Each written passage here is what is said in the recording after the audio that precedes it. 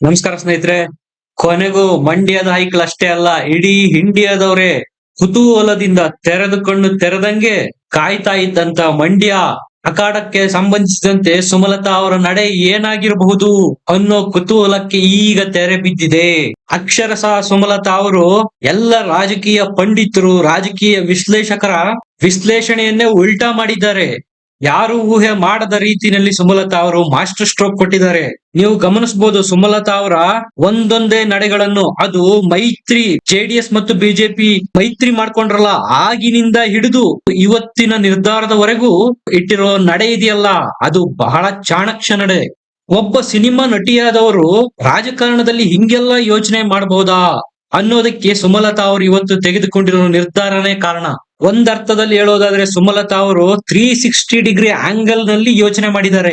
ನಿನ್ನೆದಷ್ಟೇ ಅಲ್ಲ, ಇವತ್ತಿಂದಷ್ಟೇ ಅಲ್ಲ, ಮುಂದೆ ನನಗೆ ಏನಾಗಬಹುದು, ಮಂಡ್ಯ ರಾಜಕಾರಣನ ಬಿಟ್ಟು ಬೇರೆ ಕಡೆ ಹೋದ್ರೆ ಅಥವಾ ಬೇರೆ ಕಡೆ ಹೋದ್ರೆ ನನಗೆ ಭವಿಷ್ಯ ಇದೆಯಾ, ನನ್ನ ಮಗನಿಗೆ ಭವಿಷ್ಯ ಇದೆಯಾ, ಈ ಎಲ್ಲ ವಿಚಾರಗಳನ್ನು ಯೋಚನೆ ಮಾಡಿ ಸುಮಲತಾ ಅವರು ಈಗ ನಿರ್ಧಾರ ಪ್ರಕಟ ಮಾಡಿದ್ದಾರೆ.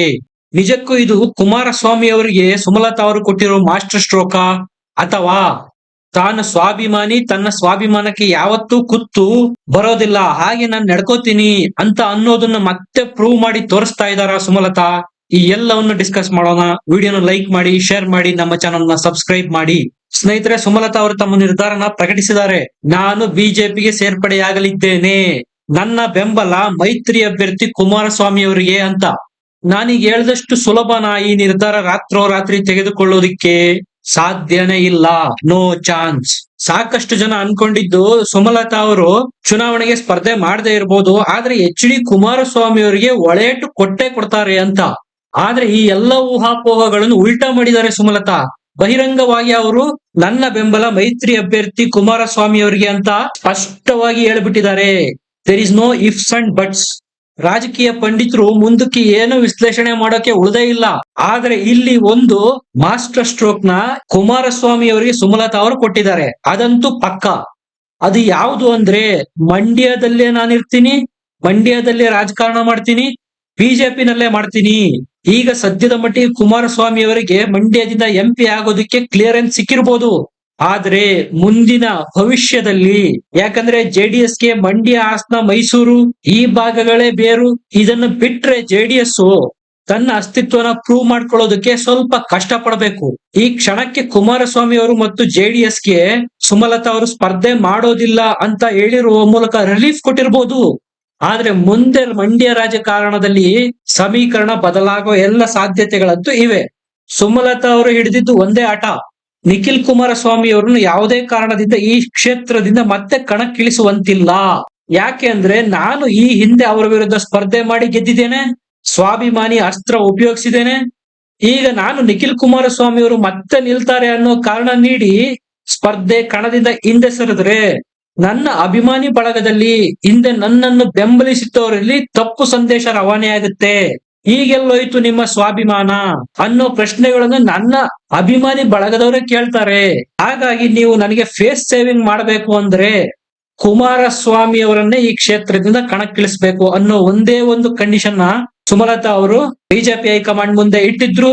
ಕುಮಾರಸ್ವಾಮಿ ಅವರು ಒಲ್ಲದ ಮನಸ್ಸಿನಿಂದನೇ ಮಂಡ್ಯದಿಂದ ಸ್ಪರ್ಧೆ ಮಾಡೋದಕ್ಕೆ ನಿರ್ಧಾರ ತೆಗೆದುಕೊಂಡ್ರು. ಸಾಕಷ್ಟು ಹಿಂದೆ ಬಿಜೆಪಿ ನಾಯಕರು ಸುಮಲತಾ ಅವರನ್ನು ಒಪ್ಪಿಸಿದ್ರು, ನಿಮಗೆ ರಾಜ್ಯಸಭೆಗೆ ಟಿಕೆಟ್ ಕೊಡ್ತೇವೆ, ಅಥವಾ ನಿಮ್ಮ ಮಗನಿಗೆ ನಮ್ಮ ಪಾರ್ಟಿ ಬಿಜೆಪಿನಲ್ಲಿ ಉತ್ತಮ ಭವಿಷ್ಯ ಕಲ್ಪಿಸಿಕೊಡೋದು ನಮ್ಮ ಜವಾಬ್ದಾರಿ, ನೀವು ಯಾವುದೇ ರೀತಿಯ ವರಿ ಮಾಡ್ಕೋಬೇಡಿ ಅಂತ. ಸುಮಲತಾ ಅವ್ರಿಗೆ ಇದ್ದಿದ್ದು ಒಂದೇ ಒಂದು ಅಡಚಣೆ, ನನ್ನ ವಿರುದ್ಧ ನಿಖಿಲ್ ಕುಮಾರಸ್ವಾಮಿ ಸ್ಪರ್ಧೆ ಮಾಡಬಾರ್ದು ಅನ್ನೋದು. ಅದು ಕ್ಲಿಯರ್ ಆಯ್ತು. ಸುಮಲತಾ ಅವರು ಸಹ ತಮ್ಮ ಫೈನಲ್ ಡಿಸಿಷನ್ ಹೇಳಿದ್ರು. ನೀವು ಕೇಳ್ಬೋದು, ಸುಮಲತಾ ಅವರು ಕುಮಾರಸ್ವಾಮಿ ಕ್ಯಾಂಡಿಡೇಟ್ ಅನ್ನೋದನ್ನ ಬಿಜೆಪಿ ಅವರು ಈ ಹಿಂದೆನೆ ಕನ್ವೆ ಮಾಡಿರ್ಬೋದಲ್ಲ, ಇಷ್ಟು ದಿವಸ ಯಾಕೆ ಟೈಮ್ ತಗೊಂಡ್ರು ಸಪೋರ್ಟ್ ಮಾಡೋದಕ್ಕೆ ಅಂತ. ಸ್ನೇಹಿತರೆ, ಇಲ್ಲೇ ಇರೋದು ರಾಜಕೀಯ ದಾಳ. ಹಾಗಾಗಿ ಹೇಳಿದ್ದು, ಸುಮಲತಾ ಅವರು ಕೇವಲ ಪ್ರಸಿದ್ಧ ನಟಿ ಅನ್ನೋದನ್ನ ಅಷ್ಟೇ ಪ್ರೂವ್ ಮಾಡಿಲ್ಲ, ಇಲ್ಲಿ ತಾನೊಬ್ಬ ಚಾಣಕ್ಯ ರಾಜಕಾರಣಿ ಅನ್ನೋದನ್ನು ಸಹ ಪ್ರೂವ್ ಮಾಡಿದ್ದಾರೆ. ನೀವೇ ಯೋಚನೆ ಮಾಡಿ, ಯಾರೇ ಬಿಡ್ತಾರೆ, ಮೂರು ಕ್ಷೇತ್ರಗಳನ್ನು ಸುಮಲತಾಗೆ ಆಫರ್ ಕೊಟ್ಟಿತ್ತು ಹೈಕಮಾಂಡ್. ಚಿಕ್ಕಬಳ್ಳಾಪುರ ಕ್ಷೇತ್ರ, ಮೈಸೂರು ಕ್ಷೇತ್ರ, ಬೆಂಗಳೂರು ಉತ್ತರ ಕ್ಷೇತ್ರ. ಆದ್ರೆ ಸುಮಲತಾ ಅವರು ಸ್ಟಿಕನ್ ಆಗಿದ್ದು ಮಂಡ್ಯಕ್ಕೆ ಮಾತ್ರ. ಈ ಮೂಲಕ ಮಂಡ್ಯ ಜನರಿಗೂ ಸಹ ಒಂದು ಸಂದೇಶ ರವಾನೆ ಮಾಡಿದ್ರು. ನೋಡಿ, ಇಷ್ಟೆಲ್ಲಾ ಆಪ್ಷನ್ಗಳು ನನಗೆ ಇದ್ರೂ ಸಹ ನನ್ನ ರಾಜಕಾರಣ ಮಂಡ್ಯದ ಸುತ್ತಾನೆ ಇದೆ ಅನ್ನುವಂತ ಪಾಸಿಟಿವ್ ಸ್ಪಷ್ಟ ಸಂದೇಶವನ್ನ ಸುಮಲತಾ ಅವರು ತಮ್ಮ ಅಭಿಮಾನಿಗಳಿಗೆ ಮತ್ತು ಸ್ಪೆಷಲ್ ಆಗಿ ಅವರು ಕ್ಯಾರಿ ಮಾಡಬೇಕಾಗಿದ್ದು ಮಂಡ್ಯದ ಜನರಿಗೆ. ಇದನ್ನ ಅವತ್ತೇ ಹೇಳ್ಬೋದಾಗಿತ್ತಲ್ಲ ಅಂತ ನೀವು ಕೇಳ್ಬೋದು. ಆದರೆ ಆ ಸುದ್ದಿಯನ್ನು ಇಲ್ಲಿವರೆಗೂ ಜೀವಂತವಾಗಿ ಇಟ್ಟಿತ್ತು ಮತ್ತು ಎಳೆದು ತಂದಿತ್ತು ಸುಮಲತಾರಿಗೆ ಈಗ ಮಂಡ್ಯದ ಜನರಲ್ಲಿ ಒಂದು ಪಾಸಿಟಿವ್ ಆಶಾಭಾವ ಉಂಟಾಗೋದಕ್ಕೆ ಸಾಧ್ಯ ಆಯ್ತು. ಈಗ ಸಹಜವಾಗಿ ಮಂಡ್ಯದ ಜನ ಸಹ ಅನ್ಕೋತಾ ಇರ್ತಾರೆ, ನಿಜಕ್ಕೂ ಸುಮಲತಾ ಅವರು ಸ್ವಾಭಿಮಾನಿನೇ ಸರಿ, ಮಂಡ್ಯಕ್ಕಾಗಿ ಅವರ ಕಮಿಟ್ಮೆಂಟ್ ಯಾರು ಪ್ರಶ್ನೆ ಮಾಡೋಕ್ಕಾಗಲ್ಲ. ಈ ಸಂದೇಶನ ಸುಮಲತಾ ಅವರು ಸಾರ್ಬೇಕಾಗಿತ್ತು. ಹಾಗಾಗಿ ಅವರು ತಮ್ಮ ಅಭಿಪ್ರಾಯನ ಇಲ್ಲಿವರೆಗೂ ಹೋಲ್ಡ್ ಆಗಿ ಇಟ್ಟು ಇವತ್ತು ಅದನ್ನು ಬಹಿರಂಗಪಡಿಸಿದ್ದಾರೆ. ಸ್ನೇಹಿತರೆ, ಸುಮಲತಾ ಅಂಬರೀಶ್ ಅವರನ್ನು ಮಂಡ್ಯ ರಾಜಕಾರಣದಲ್ಲಿ ಬಿಜೆಪಿಯವರು ಸಂಪೂರ್ಣವಾಗಿ ಬಳಸಿಕೊಳ್ಳಲಿದ್ದಾರೆ. ಇದನ್ನು ಮುಂದಿನ ದಿನಗಳಲ್ಲಿ ಕುಮಾರಸ್ವಾಮಿ ಅವರು ಯಾವ ರೀತಿ ಫೇಸ್ ಮಾಡ್ತಾರೆ ಅನ್ನೋದೇ ಈಗ ಕ್ವಶನ್ ಮಾರ್ಕ್. ಮುಂಬರುವ ಅಸೆಂಬ್ಲಿ ಎಲೆಕ್ಷನ್ ನಲ್ಲಿ ಮಂಡ್ಯ ಡಿಸ್ಟಿಕ್ ನ ಯಾವುದಾದರೂ ಒಂದು ಸ್ಥಳದಿಂದ ಸುಮಲತಾ ಅವರಿಗೆ ಬಿಜೆಪಿಯಿಂದ ಟಿಕೆಟ್ ಕೊಟ್ಟರು ಆಶ್ಚರ್ಯ ಇಲ್ಲ. ಇದು ಈಗ ಕುಮಾರಸ್ವಾಮಿ ಅವರನ್ನು ಸಂಕಷ್ಟಕ್ಕೆ ತಂದಿರೋದು. ಅಕಸ್ಮಾತ್ ಮೈತ್ರಿ ಏನಾದ್ರೂ ಮುಂದುವರೆದ್ರೆ ಸಹಜವಾಗಿ ಕುಮಾರಸ್ವಾಮಿ ಅವರು ಮಂಡ್ಯದ ಎಲ್ಲಾ ಕ್ಷೇತ್ರಗಳು ನಮಗೆ ಬೇಕು ಅಂತ ಕಂಡೀಷನ್ ಇಡ್ತಾರೆ. ಕಳೆದ ಬಾರಿ ಚುನಾವಣೆಯಲ್ಲಿ ಮಂಡ್ಯ ಕ್ಷೇತ್ರದ ಎಲ್ಲ ವಿಧಾನಸಭಾ ಕ್ಷೇತ್ರಗಳನ್ನು ಜೆಡಿಎಸ್ ಗೆದ್ದಿತ್ತು. ಈ ಬಾರಿ ಅದಕ್ಕೆ ಹಿನ್ನಡೆ ಆಗಿರ್ಬೋದು, ಆದ್ರೆ ಅದರ ರೂಟ್ ಇರೋದೇ ಮಂಡ್ಯದಲ್ಲಿ. ಅದಕ್ಕೆ ನಾನು ಹೇಳಿದ್ದು, ಕುಮಾರಸ್ವಾಮಿ ಅವರಿಗೆ ಈಗ ರೋಡ್ ಕ್ಲಿಯರೆನ್ಸ್ ಸಿಕ್ಕಿರ್ಬೋದು.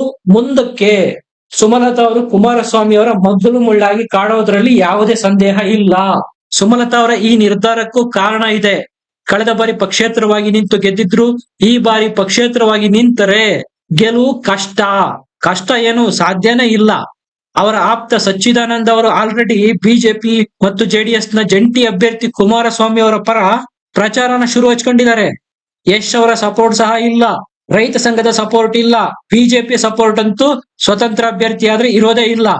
ಈ ಎಲ್ಲ ಅನಾನುಕೂಲಗಳನ್ನು ಗ್ರಹಿಸಿದಂತ ಸುಮಲತಾ ಅವರು ಈಗ ಒಂದು ಹೆಜ್ಜೆನ ಹಿಂದಕ್ಕಿಡೋಣ, ಮುಂದೆ 10 ಹೆಜ್ಜೆ ಮುಂದಕ್ಕಿಡಬಹುದು ಅನ್ನುವಂತಹ ಪ್ರಬುದ್ಧ ರಾಜಕೀಯ ನಡೆಯನ್ನು ಅನುಸರಿಸಿದ್ದಾರೆ ಅಂದ್ರೂ ತಪ್ಪಾಗಲ್ಲ. ಇನ್ನ ಕುಮಾರಸ್ವಾಮಿ ಅವರಂತೂ ಸುಮಲತಾ ಅವರ ವಿಚಾರದಲ್ಲಿ ಈ ಬಾರಿ ನಡೆದುಕೊಂಡ ರೀತಿ ಇದೆಯಲ್ಲ, ಅದು ನಿಜಕ್ಕೂ ಅದ್ಭುತ. ಕಳೆದ ಬಾರಿ ಆದಂತ ಯಾವುದೇ ಗೊಂದಲಗಳಿಗೆ ಎಡೆ ಮಾಡಿಕೊಡ್ಲೇ ಇಲ್ಲ. ಯಾವುದೇ ಹಂತದಲ್ಲೂ ಯಾರಿಗೂ ಸಹ ಅನಾವಶ್ಯಕ ರಿಪ್ಲೈ ಕೊಡೋಕೆ ಹೋಗಲೇ ಇಲ್ಲ.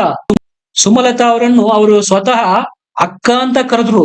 ಅಷ್ಟೇ ಯಾಕೆ, ತಮ್ಮ ಪ್ರತಿಷ್ಠೆ ಎಲ್ಲವನ್ನು ಬದಿಗಿಟ್ಟು ಸುಮಲತಾ ಅವರ ಮನೆ ಬಾಗಿಲಿಗೆ ಹೋಗಿ ನನಗೆ ಸಪೋರ್ಟ್ ಕೊಡಿ ಅಂತ ಕೇಳಿದ್ರು. ಇದು ಕುಮಾರಸ್ವಾಮಿ ಅವರು ಪ್ರಸ್ತುತಪಡಿಸಿದಂತ ರಾಜಕೀಯ ಪ್ರಬುದ್ಧತೆ. ಸ್ನೇಹಿತರೆ, ನಿಮಗೆ ನೆನಪಿರ್ಲಿ, ಲೋಕಸಭಾ ಚುನಾವಣೆಯಲ್ಲಿ ಒಂದೊಂದು ಸೀಟು ಬಹಳ ಇಂಪಾರ್ಟೆಂಟ್.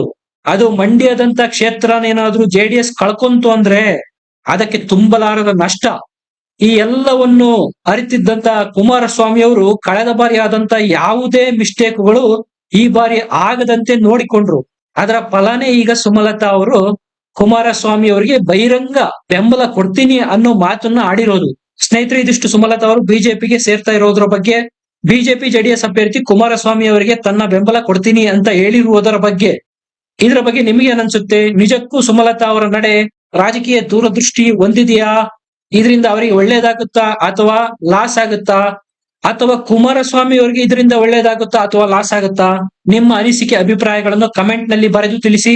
ವಿಡಿಯೋನ ಲೈಕ್ ಮಾಡಿ, ಶೇರ್ ಮಾಡಿ, ನಮ್ಮ ಚಾನೆಲ್ ನ ಸಬ್ಸ್ಕ್ರೈಬ್ ಮಾಡಿ, ಬೆಲ್ ಐಕನ್ ಪ್ರೆಸ್ ಮಾಡಿ. ಮತ್ತೆ ಸಿಗೋಣ. ನಮಸ್ಕಾರ.